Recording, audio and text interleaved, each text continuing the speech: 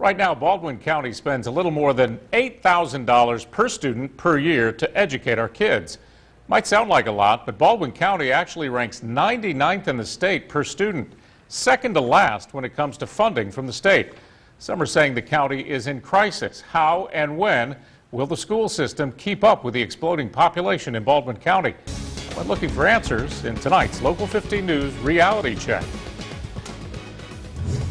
The Baldwin County School Board, the superintendent, and the county commission agree on at least one thing. Educating the county's kids is a priority. They're very important to us, and we care deeply about them. Education is key to everything that we do in Baldwin County. We're delivering some great education to our students of Baldwin County. If we're not putting out good education, if we're not producing good students, then we should have, rather than invest the money in the megasite, we should have invested in a jail. It's really that simple. What isn't so simple is continuing to provide quality education as the population of Baldwin County continues to explode. We are facing some big growth, and we welcome everyone that comes to our schools. We are growing a little bit faster than we'd like to, but we're trying to do the best we can. Baldwin County residents did their part, renewing a penny tax. That revenue continues to go to the school system, fattening that coffer by tens of millions of dollars. But according to the superintendent, that money has merely kept the system above water. The county could easily use another 4 or 5 school buildings right now. In the interim, a temporary solution. Well, here they are. These are the portables. They're about as prevalent in Baldwin County as pecan trees. And here at Rockwell Elementary School, like many schools in this county, they are looking forward to the day they can finally roll these things off of the property. That will be happening soon here in Spanish Fort.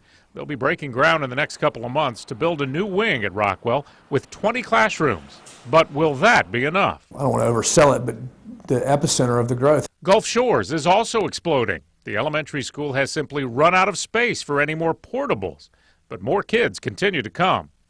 Despite the growth and the success, Baldwin County continues to rank second to last in state funding per student. We're going to have to make a case with the public that there is a crisis. And that's where the school system and the county commission do not see eye to eye. I don't keep up with this school population on a daily basis, but I have a hard time calling it a crisis. They're going to have to come up with better ideas than just we need $150, $200 million to build new buildings. Not everybody in the county would define it in that way. They would not use that term to say, oh, the school system has a crisis. They're growing rapidly. Their facilities are currently inadequate to house everybody. They wouldn't define that as a crisis. No matter how you define it, there are needs. And if they are not met, the quality of education this county has become known for could soon struggle for a passing grade. So committees have been formed for finance and facilities. But for some, the wheels of progress are spinning much too slowly to keep up with what is happening along the Gulf Coast. I've made the case superficially, but our board has not come to a conclusion yet about what they want to ask for and what they think we need to have. It's not as simple as let's just approve some plans and get going. Plans have to be drawn up, they have to be approved through us, and then they have to go to the State Department of Education and be approved through them. It's as important that we get it right from the beginning so that there's no doubt that what we bring to the commission or to our delegation is accurate and complete. We'll probably have something ready, it's probably going to be 6 months before we have all those projections in place.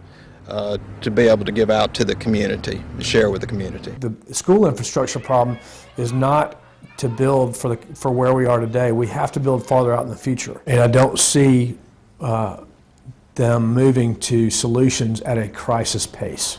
It is a process, and it does take some time, and it's not as fast as we'd like it to be, but the ball is rolling. We are working, and we are trying to move as fast as we can. Well, Dr. Lee tells me he doesn't anticipate much change at the state level when it comes to funding. He says it should be up to the residents of Baldwin County whether or not they believe there is good reason to provide more funding to the school system.